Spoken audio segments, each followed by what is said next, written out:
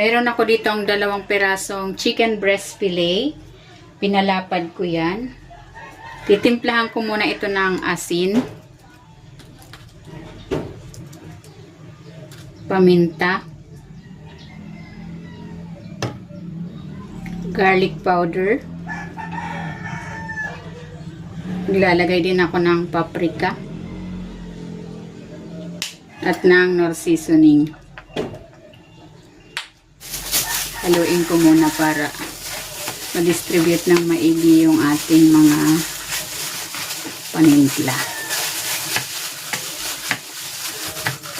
Ayan, okay na ito. Ibabad muna natin ito for at least 15 minutes. Ayan, naglatag na ako dito ng cling wrap. Ilalagay ko na dito yung chicken. Maglalagay ako ng sliced ham at ng sliced cheese. And then, iro-roll ko na ito.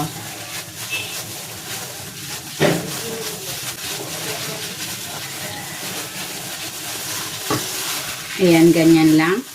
And then, babalutan ko na ito nitong cling wrap. Then, iikutin ko itong lodo para maganda yung form.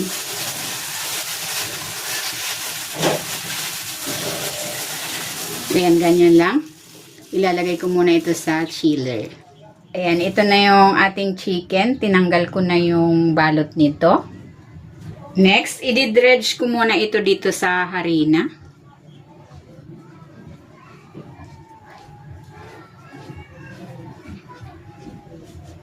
And then, i-dip ko naman ito dito sa beaten egg.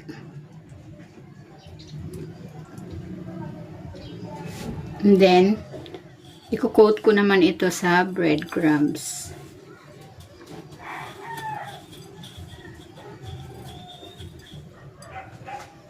Nagpainit na ako ng mantika, magpiprito na ako.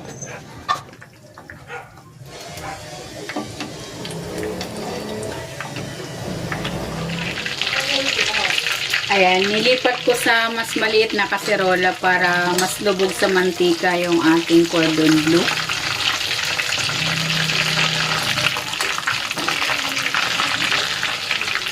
Ayan, okay na ito. Hanguin ko na.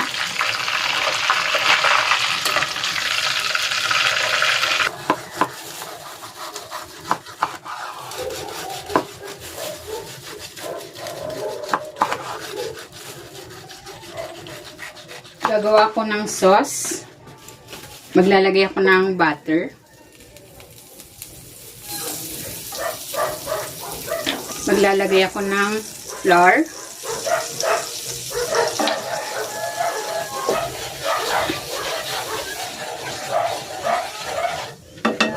And then, ibubuhos ko dito itong pork broth.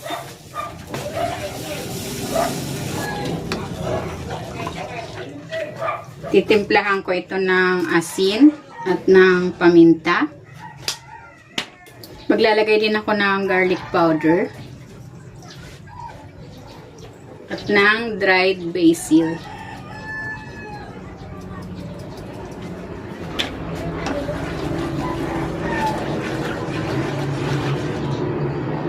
Maglalagay din ako ng Nestle cream. Ubusin ko na yan.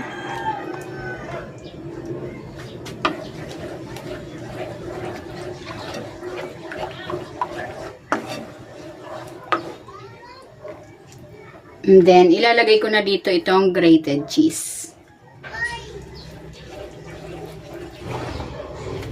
Ayan, okay na itong ating creamy white sauce. Hahanguin ko na ito. And maglalagay na ako dito ng cream sauce.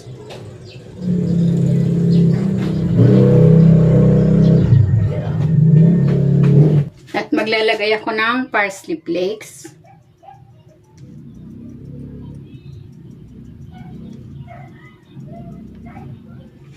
Ayan, ready na itong ating chicken cordon bleu with creamy white sauce.